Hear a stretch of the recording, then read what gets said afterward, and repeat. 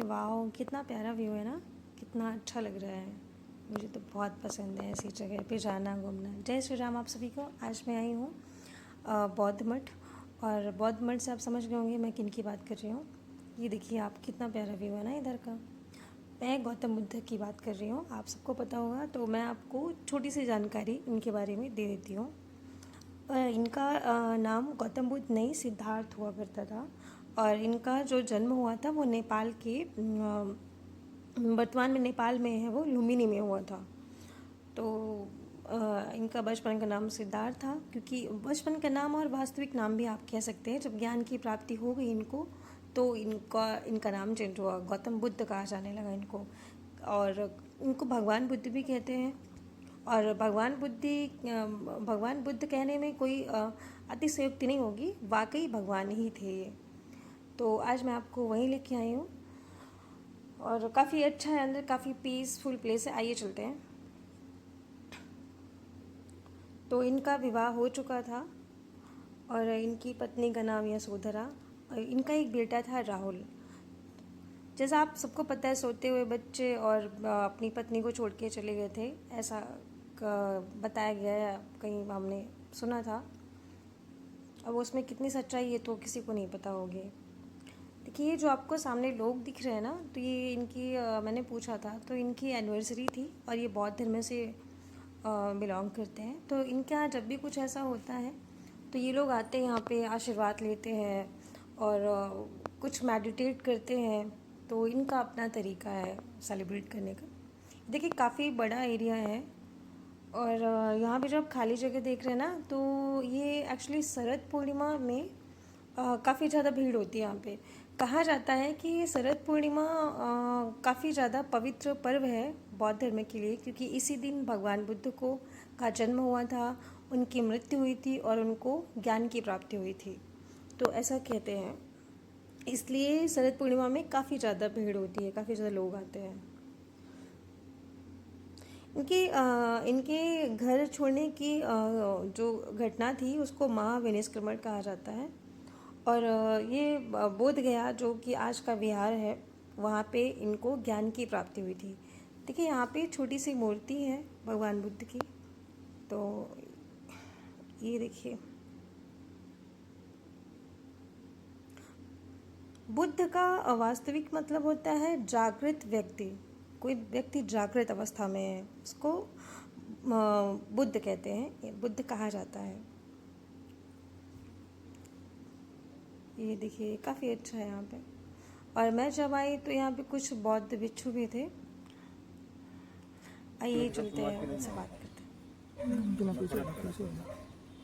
तो ये जो लोग यहाँ शादी भी करते हैं लोग, नफरत बुद्ध से करत हुआ अपने आप से करत। बिल्कुल सही बात। तो यहाँ का पूरा मैनेजमेंट आप लोग देखते हैं? नहीं, हम तो भागते हैं, हमको परिवार से कोई मतलब नहीं रहता। कभी नहीं आते, नहीं जाते, नहीं कुछ बात का। कहाँ के हैं आप? हम तो हमारा जन्म हुआ सांची। सांची? हाँ, वो बौद्ध मठ हुआ ना है। हाँ हाँ हाँ। और तो जन्म अलग रहा थी, जितना चीज़ें रहा थी कि जितना से मतलब बौद्ध मत चला जाता है, उतना चीज़ें से बहुत भिक्त हो गया, तो पिछला वाला सब भूल गया। जैसे हम लोगों का अगर कोई भी बात की कुछ की तो काल बीत गया, तो काल का भूल गए। कि काल का उससे मतलब नहीं है। वर्तमान तो परिवार की, घर की याद नहीं आती? नहीं, हमको कुछ नहीं आती, ना कोई याद। तो यही खाना पीना रहना, खाना पीना सब ये आते हैं लोग के हाथ में। अगर बोलना है तो सुनो तो बोलेंगे। तो कुछ इन धर्मों में कुछ संत सफेद भी वस्त्र धारण करते हैं ना महाराज? नहीं करते। सफेद नहीं करते? हाँ, ये कलर पे हमारा पनीर कीवर रहता है, 24 टुकड़ों पर रहता है। अच्छा। 24 टुकड़ों में जो है तो वो पहले आते हैं, जैसे मान ली कि वहाँ पर जो तो ऐसा कहा गया कि बहुत का हम पर गए। जैसे धन होता है तो अहंकार होता है, अहंकार विनाश के घर होता है। हमारे पत्नी के में अहंकार नहीं होता है, कितना भरा है, जितना बौद्ध मठ बने तो सब हमारे पत्नी के अंदर में। तो हमको पत्नी का अहंकार नहीं रहा है। जैसे कि हम पति घर जो हुआ था, दुकान भिक्षा ग्रहण करी, और जब भिक्षा ग्रहण करने जाएंगे तो कुछ लोग बोलेंगे कि जो हुआ था बत्ती शाम हो गई, कुछ लोग बोलेंगे खत्म हो गए, कुछ लोग बोलेंगे कि अभी जो हुआ था शाम हो गई। हमारे प्रति ध्यान ये रहती कि हमको दोबारा जाना, किसी के निरादर नहीं करना है कि उसके घरे जाना उसका कर देना। सही है। उम्मीद से मतलब नहीं है। कुछ लोग कह देते हैं कि हम बहुत दिखते उनको दान नहीं करते, तो हम कहते हैं अपना अपना विचार है। हाँ, अपना फिर कोई भी हो, अगर हिंदू है तो बौद्धे में जाके न करिए। बिल्कुल बिल्कुल बौद्ध गया जो है तो बौद्ध है क्या, बिल्कुल। तो वो बौद्ध गया तो सब ले जाते, हिंदुओं ले जाते, हर बिरादर ले जाते। तो इनकी पूजा अर्चना ये सब नहीं, पूजा नहीं। अपदीपो ये कैसे होता है महाराज जी? अपदीपो की अपनी हम पूजा करें कि हम ऐसा कोई काम न करें कि हम फंस या परेशान हो। जैसे परेशानी का कारण अकारण का निवारण। जैसे परेशानी कारण यह है कि परेशानी यह है कि जब हम भैंसी रखा तो हमको ओकर ध्यान देख पड़ी, ओकर सानी भूसा करे, गोबर उठावे पड़ी, ओकर लगावे पड़ी, तो परेशानी है। अब फिर ओकर निवारण यह है कि हम भैंसी रखवा न करें तो ओकर निवारण होगी तो परेशानी खत्म होगी। चलिए आगे चलते हैं। महाराज जी ने अपने तरीके से चीज़ों को एक्सप्रेस किया, अपने तरीके से बताया। अब काफ़ी ज़्यादा टाइम लग गया, क्योंकि जब कोई हमसे बड़ा बात करता होता है ना तो उसकी बातों को काटना नहीं चाहिए बीच में, वो उनको अच्छा नहीं लगता। सो मैंने उनसे थोड़ी बातें की, अच्छा लगा मुझे। तो आप ये देख लीजिए, काफ़ी सुंदर है, काफ़ी अच्छी जगह है, आप लोग भी जाया करिए। कभी ऐसा होता है कि थोड़ा सा भी लगे कि बाहर जाना है, घूम के आना है, तो ऐसी जगहों पे जाइए जहाँ से आपको कुछ इन्फॉर्मेशन गैदर हो सके, आप चीज़ों को बता सको, थोड़ा आप नॉलेज ले भी सकते हो, अपना नॉलेज गेन भी करो, सामने वाले को भी थोड़ी जानकारी मिले। तो ऐसी जगहों पे अपना टाइम एक्सप्लोर करना चाहिए। तो बस इतना सारा कुछ रहा। और कुछ चीज़ें और हैं, जैसे कि इन्होंने जब पहला उपदेश दिया था उसको धर्मचक्र प्रवर्तन कहते हैं। इनके जो मेन था, इनका 4 बात पे ये चलना चाहते थे, सत्य और 4 ही थे इनके, आर्य सत्य 4 हुआ करते थे। धर्मचक्र प्रवर्तन कहते हैं, मैं आपको बता चुकी हूँ। ये देखिए यहाँ पे कितना प्यारा है, कितना सुंदर लग रहा है।